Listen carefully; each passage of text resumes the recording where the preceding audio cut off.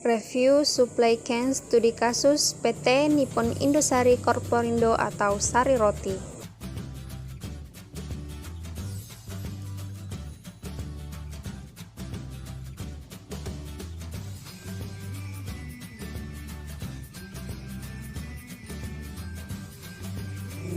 PT Nippon Indosari Corporindo didirikan 1994.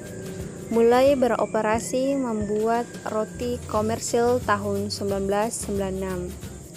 Pabrik pertamanya yaitu di Cikarang, Jawa Barat. Sekarang seluruh pabrik sari roti ada 8 yang dimanajeri oleh Wendy Sui Chen Yap dan segmentasi pasarnya untuk masyarakat Indonesia. Sari Roti juga meraih penghargaan Best of the Top FT dari Forbes Indonesia. Lalu, apa itu supply chain management? Nah, supply chain adalah sebuah sistem terkoordinasi yang terdiri dari organisasi, aktivitas fisik, aliran keuangan, dan informasi. Sumber-sumber lainnya yang terlibat secara bersama-sama dalam memindahkan suatu produk atau jasa baik dalam bentuk fisik maupun virtual dari suatu pemasok kepada pelanggan. Stakeholder yang terlibat dari supplier, manufaktur, retail, customer, kemudian aliran fisik dari supplier ke customer, lalu aliran keuangan dari customer ke supplier, dan informasi flow dua arah yang simultan. Lalu, bagaimanakah supply chain dari sari roti? Informasi flow.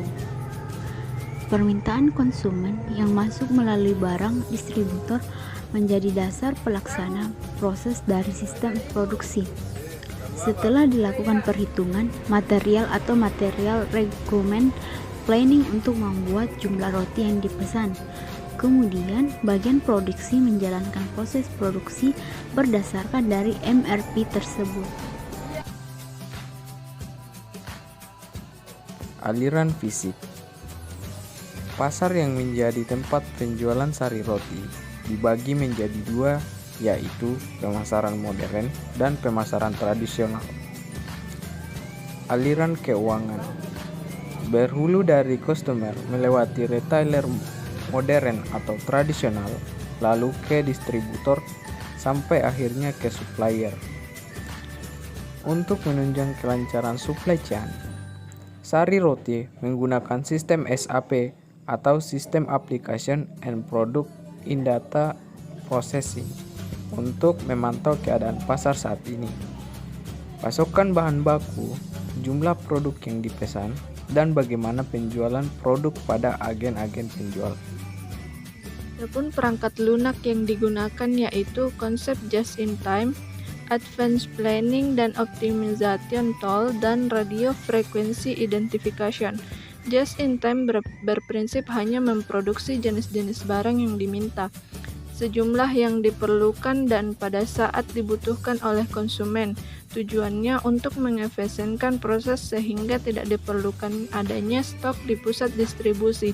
Jadi, ketika pemasok mengirim barang hari ini, maka keesokan harinya barang itu sudah terkirim di gerai-gerai. Tool yang dipakai dalam supply chain management. Di dalamnya termasuk rencana untuk produksi, warehousing, dan transportasi. SAP dan APO Tool mempunyai kemampuan untuk merencanakan kebutuhan pelanggan, kemudian akan dikorelasikan dengan aset yang dimiliki perusahaan dan inventory yang ada.